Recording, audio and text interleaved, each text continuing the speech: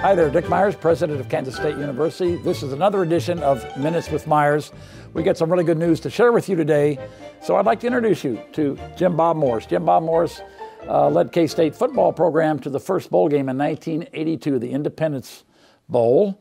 So Jim Bob, if you would, could you explain what it was like at K-State back in the 1980s? Yeah. Well, it was a long time ago to me, but it was, first of all, I'll state that. But no, it was really an electric time.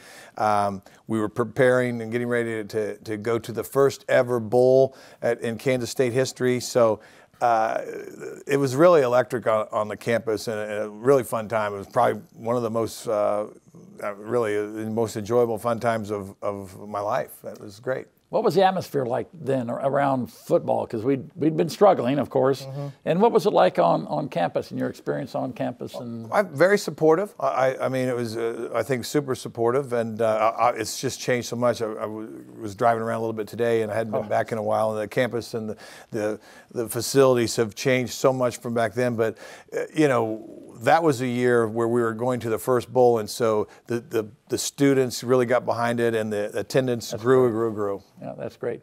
So you've been very successful in your business career.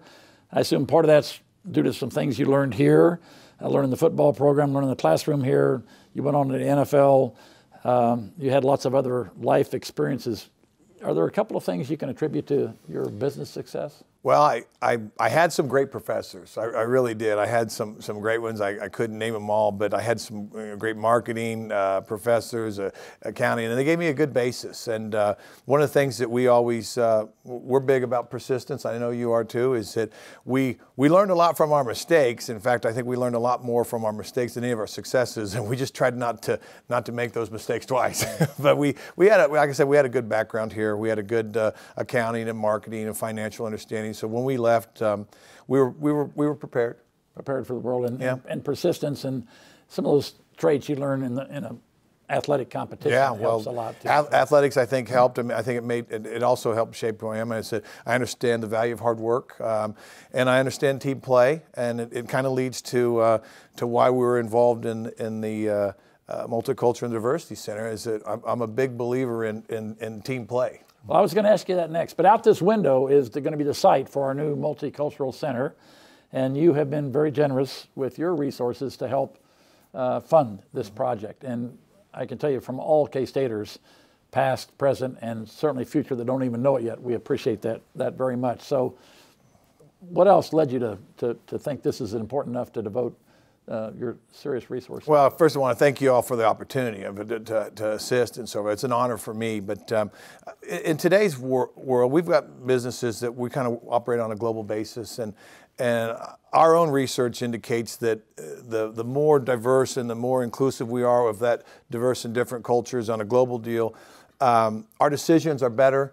The framework for the decisions are better, and quite frankly, research indicates that the higher the diversity level at the higher level management, the better ROI, the better return on equity. And I'm a businessman, and so I look at it from that perspective. But I also think it's just where we need to be today in regards to, you can't have diversity without inclusion. And I think there's a lot. I've traveled the world. I know you have. Is that I've really enjoyed a lot of the cultures that I've seen. And I think if everybody takes the same attitude and we look at it, it's an enriching experience. And I think the center is going to foster a lot of great things for the university, and then that'll lead to business opportunities, staff, all kinds of great things can evolve out of this. I think that's great. I mean, your life experiences show that diversity and inclusion are important, and that's what we're trying to inculcate in all our students here, so they become more culturally aware and understanding particularly the importance of inclusion and cherishing diversity. Yeah. And you're right, the research shows that you're more successful the more diverse you are, especially as you get higher in the military. Of course, that was a